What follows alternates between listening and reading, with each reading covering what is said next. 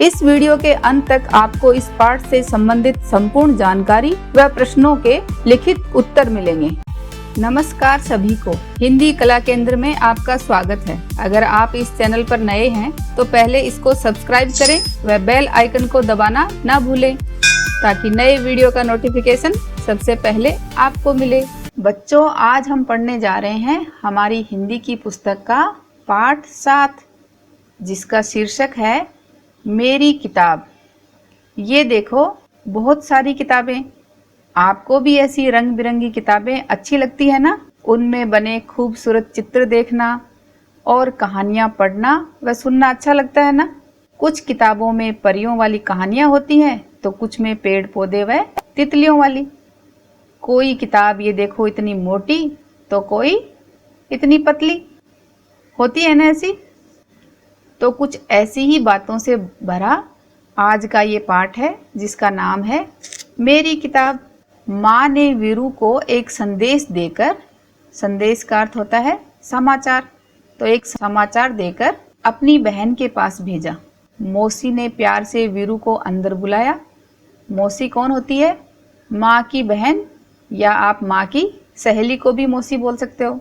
तो मौसी ने प्यार से वीरू को अंदर बुलाया और बैठक में ले गई।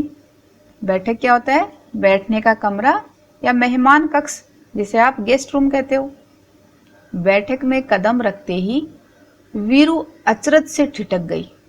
जैसे ही बैठक में कदम रखे वीरू को अचरज हुआ। अचरज का अर्थ है हैरानी, तो कुछ इस तरह की हैरानी हुई जिसकी वजह से ठिठकना का अर्थ होता है रुक जाना। उसके पैर वहीं पर रुक गए। उसने सोचा, बाप रे, इतनी सारी किताबें। तो वीरू की जैसे ही नज़र बहुत सारी किताबों पर पड़ी तो उसने मन में सोचा कि बाप रे, इतनी सारी किताबें। वहाँ नीचे से ऊपर तक किताबों से भरे खानों वाली 2 लंबी दीवारें थी। खाना होता है रखने की जगह, तो कुछ इस तरह के खाने बने हुए थे। उनमें बहुत सारी किताबें रखी थी। तो वीरू उनको वह आंखें फाड़े देखती रही। आंखें फाड़े देखना, हैरानी से देखना। उसे बहुत आश्चर्य हुआ, हैरानी हुई कि इतनी सारी किताबें। अंत में उसने साहस करके पूछा, साहस का अर्थ है हिम्मत, तो अंत में उसने हिम्मत करके पूछ ही लिया, क्या आपके पास बच्चों के लिए भी किताबें हैं? मौसी ने कहा, हाँ, ये देखो, ये वाला खाना और ये वाला। तो मौसी ने दीवार पर लगी अलमारी के ऐसे खानों की तरफ इशारा कर कर कहा कि ये देखो, ये वाला खाना और ये वाला खाना, ये इन दोनों खानों में बच्चों वाली किताबें हैं। वीरू ने हैरानी से कहा, इतनी ढेर सारी किताबें। ढेर का अर्थ होता है बहुत, तो इतनी बहुत सारी किताबें। मेरे पास तो इतनी किताबें नहीं है। वीरू के पास तो इतनी सारी किताबें नहीं थी। मौसी ने कहा, यदि तुम चाहो तो मैं पढ़ने के लिए तुम्हें कुछ किताबें दे सकती हूँ। तुम्हें किस तरह की किताबें सबसे अधिक पसंद है? तो मौसी ने पूछा कि अगर तुम चाहो तो मैं तुम्हें पढ़ने के लिए किताबें दे सकती हूँ, तो पहले ये बताओ कि तुम्हें किस तरह की किताबें पसंद है। वीरू ने धीरे से कहा, मुझे मालूम नहीं। वीरू को पता नहीं था कि उसको कौन सी किताबें पसंद है, किस तरह की किताबें पसंद है। मौसी ने एक किताब निकालकर वीरू को पकड़ाई और कहा, तुम ये किताब पढ़कर देखो। वीरू घबराकर पीछे हटी और बोली, बाप रे, ये तो बहुत मोटी है। तो वीरू क्यों घबराई? मोटी किताब को देखकर उसे लगा कि इतनी मोटी किताब मैं कैसे पढ़ पाऊंगी। मौसी ने सुझाव दिया, सुझाव का अर्थ है अपना विचार बताया, कि अच्छा, तो फिर शायद ये वाली ठीक रहेगी। कहने का अर्थ है कि तुम्हारे लिए शायद ये अच्छी रहेगी। वीरू बोली, ये बहुत बड़ी है, मेरे बस्ते में नहीं आएगी। बस्ते का अर्थ होता है स्कूल का थैला। तो वीरू कह रही है कि ये मेरे बस्ते में ही नहीं आएगी, ये बहुत बड़ी है, यानी इसकी लंबाई बहुत ज़्यादा है। मौसी ने एक तीसरी किताब दिखाई और इसके बारे में क्या ख्याल है? ख्याल का अर्थ होता है इरादा। तो जब 2 किताबें वीरू को पसंद नहीं आई, एक मोटी थी और एक बड़ी थी, तो मौसी ने उससे पूछा कि ये इस किताब के बारे में तुम्हारा क्या इरादा है, ये तुम्हें देखकर कैसी लग रही है। वीरू ने किताब के पन्ने पलटे और ये फैसला किया, किताब के पन्ने पलटकर उसने फैसला किया कि इसमें पढ़ने के लिए बहुत कम है, इतनी छोटी छोटी तस्वीरें। तो वीरू को वो किताब भी अच्छी नहीं लगी कि उसमें तो पढ़ने के लिए भी बहुत कम है और इसमें जो तस्वीरें, जो फोटो लगी हैं, चित्र बने हैं, वो बहुत छोटे हैं और ये किताब बहुत पतली है और ये किताब भी बहुत पतली है। सहेली ने कहा, वीरू मुझे तो लगता है कि मैं तुम्हारे लिए किताब नहीं चुन सकती। चुनने का अर्थ है छांटना, क्योंकि जब वीरू ने तीनों किताबों की अलग अलग कमियां बताई, क्या बताई? पहली किताब वीरू को बहुत मोटी लगी, दूसरी किताब वीरू को बहुत बड़ी लगी और तीसरी किताब उसको बहुत पतली लगी और उसमें उसे लगा कि इसमें तो पढ़ने के लिए भी कम है और इसमें चित्र भी बहुत छोटे छोटे बने हैं। तब मौसी ने कहा कि भाई मैं तुम्हारे लिए नहीं छांट सकती। ऐसा करना, अगली बार जब तुम आओ तो अपने साथ एक फुट्टा लेती आना। फुट्टा क्या होता है? ये देखो, कुछ इस तरह का, नापने के लिए काम आने वाला। तो मौसी ने कहा कि अगली बार आओ तो इस तरह का फुट्टा लेकर आना। फुट्टा लाने के लिए मौसी ने क्यों कहा? ताकि अपनी पसंद की किताब चुनकर और नाप कर ले जाओ। वीरू ने पूछा, फुट्टा क्यों? मौसी ने हंसकर कहा, तुम्हें जितनी मोटी किताब चाहिए तुम नाप कर ले लेना, ठीक है ना? तो मौसी ने सुझाव दिया कि जो तुम्हें जितनी मोटी किताब चाहिए उतनी मोटी तुम फुट्टा से नाप कर ले लेना। तो फुट्टा को किस काम में लेते हैं हम? किसी भी चीज को नापने के लिए। वीरू ने माँ के भेजे हुए कागज को मेज पर रखा और भाग खड़ी हुई।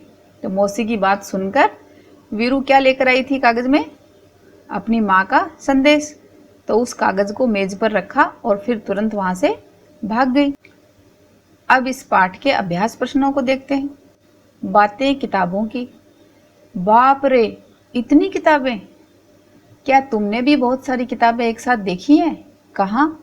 तो बताइए बच्चों, आपने कहाँ देखी हैं? ऐसी आपने अपने स्कूल के पुस्तकालय में देखी हैं, है ना? तो वही बात लिखनी है कि हाँ, मैंने बहुत सारी किताबें एक साथ देखी हैं हमारे स्कूल के पुस्तकालय में और किताबों की बड़ी दुकान पर। तुम्हारे बस्ते में भी बहुत सारी किताबें होंगी। जो आपका स्कूल का बस्ता है, बैग है, उसमें भी बहुत सारी किताबें होती है ना। उन सभी किताबों में से तुम्हारी मनपसंद किताब कौन सी है और क्यों? तो आपको कौन सी किताब अच्छी लगती है उसका नाम लिखना है और वो आपको क्यों पसंद है वो लिखना है। जैसे मेरी मनपसंद किताब हिंदी है क्योंकि उसमें चित्रों वाली ढेर सारी कहानियाँ होती हैं। यहाँ कुछ किताबों के पन्नों के चित्र दिए हैं और उनके नाम लिखे हैं। तो इस तरह ये नाम लिखे हैं, किसना, बस्ती गेंद, बंटू मेरा दोस्त। तुम इनमें से कौन सी किताब पढ़ना चाहोगे और क्यों? मैं इनमें से बस्ती गेंद किताब पढ़ना चाहूँगी क्योंकि मुझे गेंद से खेलना बहुत पसंद है। आपको कुछ और पसंद आता है तो उन किताब का नाम लिख सकते हो और फिर ये बताना है कि वो आपको क्यों पसंद आई। नाप तोल। मौसी ने वीरू को फुट्टा लाने के लिए क्यों कहा? मौसी ने वीरू को फुट्टा लाने को कहा ताकि वो फुट्टा से नाप कर अपनी पसंद की मोटी किताब ले सके। अलग अलग चीज़ों को नापने या तोलने के लिए अलग अलग चीज़ों का इस्तेमाल करते हैं। तुम नीचे दी गई चीज़ों को किन चीज़ों से मापोगे? तो बताइए, आप कपड़े को कैसे नापते हो? आपने देखा होगा किसी दुकान पर, मीटर में, सेंटीमीटर में। किससे नापते हैं? इंच टेप से। इसी तरह फल वाले भैया के पास आपने आम को तोलते देखा होगा, तो वो ग्राम और किलोग्राम में नापता है। तो किससे नापता है? तराजू से। इसी तरह मेज को नापना हो तो किससे नापोगे? इंच टेप से, फीते से। पेपर को नापना हो या पानी को नापना हो तो कैसे नापोगे वो सब बताना है। जैसे कपड़े को फीते से नापते हैं, आम को तराजू से। कुछ तराजू ऐसी होती हैं और कुछ तराजू इस तरह की जिसको किलोग्राम और ग्राम में नापा जाता है। फीते को मीटर और सेंटीमीटर में नापते हैं।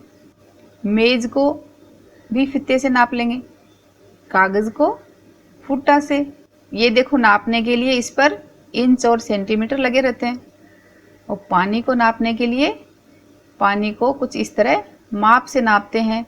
पानी की तरह ही आपने दूध भी देखा होगा, आपने हाफ लीटर या 1 लीटर का पैकेट देखा होगा।